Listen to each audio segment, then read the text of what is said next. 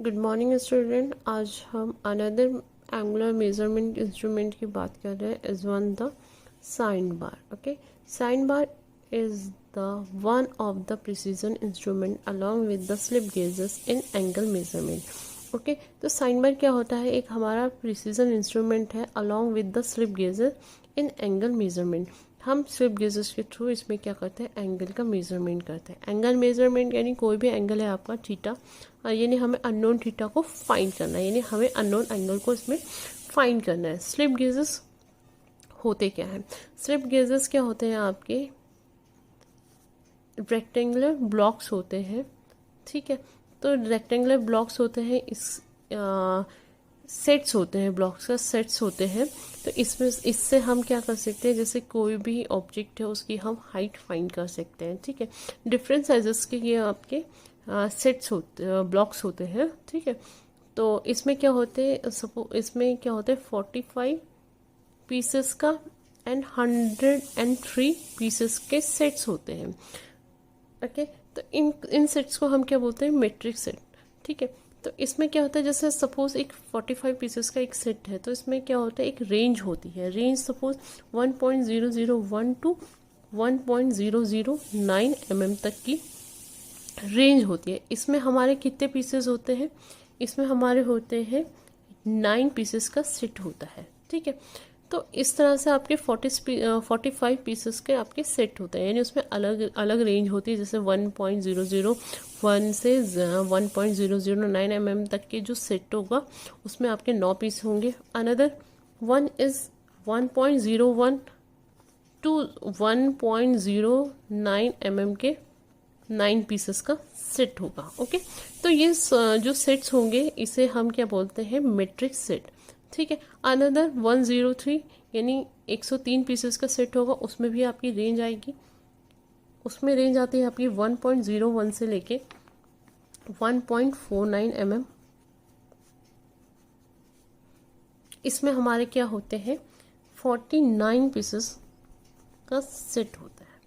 Okay, तो ये जो सेट होते हैं, तो इन सेट्स को हम स्लिप गेजेस का जो सेट होता है इससे हम क्या कर सकते हैं? किसी भी ऑब्जेक्ट का हम एंगल के साथ सेट करके उसे अननोन एंगल फाइंड कर सकते हैं, हाइट फाइंड कर सकते हैं। अगर हमें हाइट दी होगी तो हम उसे एंगल मेजर कर सकते हैं। Okay, now construction of the sine बार। तो आपको बेसिकली इसके थोड़ा सा पार्ट्स का बता देती हूँ, डिफाइन कर देती हूँ कि क्या क्या पार्ट्स होते हैं। ठीक है, ये आपका एक तरह से बार होता है। ठीक है, तो जो कि आपका हाई कार्बन स्टील का बना होता है। इसमें आपका एंड फेस है, रिलीफ होल्स है, अपर फेस है, एंड फेस है, सेटिंग रोलर है, लोअर सरफेस है। ओके, और इसकी लेंथ आपको मेजर रहती है। ओके, तो सबसे पहले क्या होता है? And face. सपोज जैसे ये हमारी पेंसिल है तो इसका एक एज ये है और एक एज ये है, तो एंड फेस, एक एंड फेस ये हो गया और एक एंड फेस ये हो गया। ओके, तो वैसे ही आपके जो साइन बार है उसका एक एंड फेस ये हो गया और एक एंड फेस आपका ये हो गया। अपर सरफेस यानी जैसे ये पेंसिल का अपर सरफेस दिख रहा है, जो हमें शो हो रहा है वो अपर सरफेस। तो जो साइन बार का जो टॉप व्यू दिखेगा वो हमारा अपर सरफेस है। रिलीफ्स होल होते हैं। ठीक है, इसमें 2 मेंशन है, किसी में 3 होते हैं, किसी में 4 मेंशन होते हैं, वो अकॉर्डिंग टू द लेंथ होता है। ओके, तो रिलीफ्स होल क्या काम करते हैं? जैसे हमें उसे होल्ड करना है। ठीक है, साइन बार को होल्ड करना है या एक दूसरी जगह से दूसरी जगह ले जाना है, तो हमें क्या के लिए होल्ड के लिए उसे होल्ड यानी साइन बार को होल्ड करने के लिए या किसी पोजीशन में उसे स्लांट करना है तो उसे फिक्स पकड़ना है, तो हम क्या कर सकते हैं? उसे रिलीफ होल्ड से क्या कर सकते हैं? पकड़ सकते हैं। ओके, नाउ सेटिंग रोलर यानी एक तरह से सरफेस पैरेलल है, स्मूथ है इस चीज़ के लिए, या सॉरी साइन बार को सेट करने के लिए भी यूज़ होते हैं। Okay, now the lower surface. Lower surface क्या है? एक तरह से आपका डाउन पोर्शन है, डक्टम फेस है। ओके, तो इसमें क्या होता है कि आपकी जो ये लेंथ है, ठीक है, ये डिपेंड करती है, 100 mm हो सकती है, 200 mm हो सकती है, या 300 mm हो सकती है, according to mass production and the according to the object हमें किसको मेज़र करना है। अगर छोटा ऑब्जेक्ट है तो उसके लिए 100 mm के लेंथ वाला साइन बार सफिशेंट है। अनदर अगर बहुत बड़ा ऑब्जेक्ट है अकॉर्डिंग, तो वो 300 mm का लेंथ उसका हो सकता है, according to mass production and according to subjective length. Okay, now आगे हम बढ़ते हैं। Then next point is sine bar is made up of high carbon steel, high chromium corrosion resistance and hardened.